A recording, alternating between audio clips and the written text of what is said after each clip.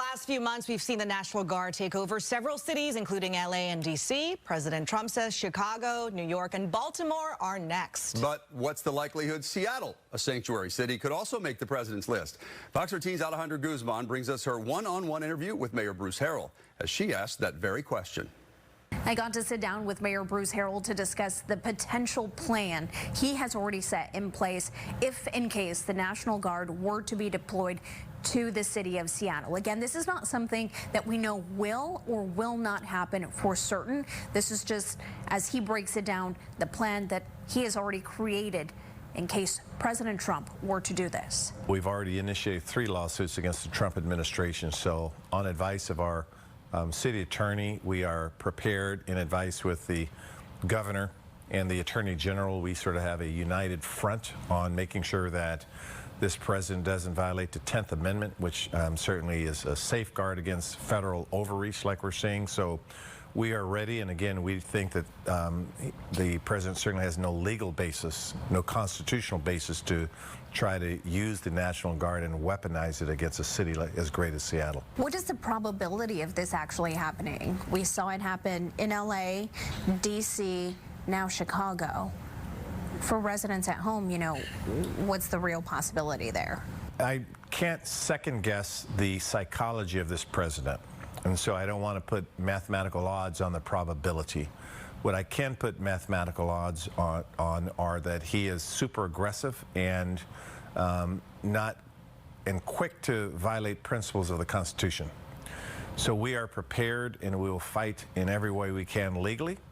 And again, I know that the people who sign up to be a National Guard, I don't think they anticipated being weaponized against a city as great as Seattle, where we have low crime rates in all categories, and we are not a lawless, chaotic city.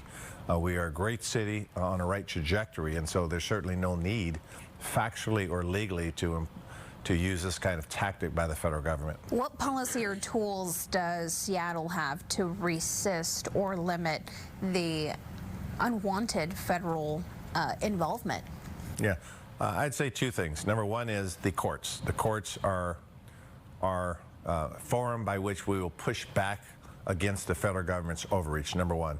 And then number 2, from a practical standpoint, I have to give very clear advice to our police department and our first responders, to our community-based organizations, on what a safety net looks like to protect immigrants and refugees and all people who we welcome to the city. So both working with community and using the court system. Have you had any major conversations with Chief Sean Barnes about what officers' involvement would or would not be if troops were to be sent to Seattle? My direction to my Chief Public Safety Officer, Natalie Walton Anderson, is exactly that.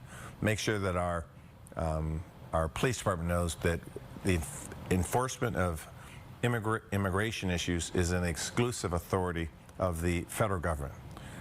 And we will comply with the Keep Washington Working Act. And they have very clear directives to be compliant with the state law. Do you believe that the presence of federal forces would escalate or de-escalate tensions in Seattle? I think it would definitely escalate tensions. We don't need the National Guard coming here. That is clear.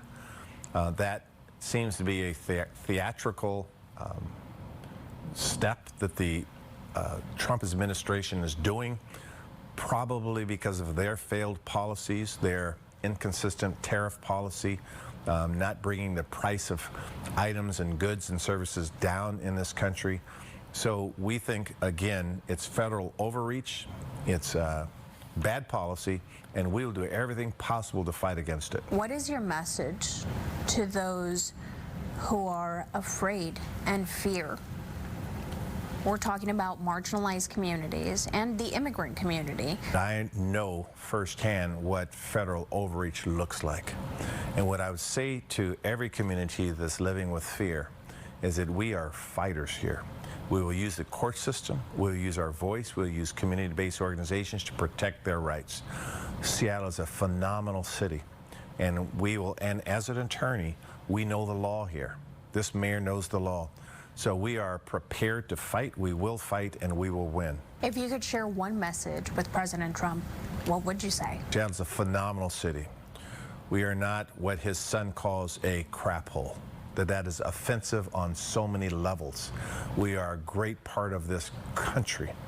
We are known for international trade. We are known for innovation. We're known for fighting for climate change. We have some of the smartest scholars here, great university system here. Seattle is a city that should be held up as a model city in this country. Know Seattle. And it is very apparent by the idiotic statements made by your son that you do not know Seattle.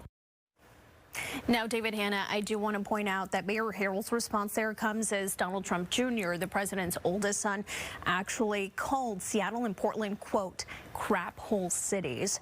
This was during an interview with Newsmax last week as they discussed the troops' takeover of D.C. Yeah. So the obvious here is Mayor Harrell's in the middle of a fight to be reelected. What is his opponent saying about this? Well, I did reach out to Katie Wilson, who, as we know, is in the lead right now as of the last check. But so far, I haven't heard back. So I guess we're going to stay tuned to what her campaign may say. Yeah, and then on the flip side of things, you know, you just heard Mayor Harrell talk about how he feels about things and how a lot of Democrats, a lot of Seattleites feel about things, of course.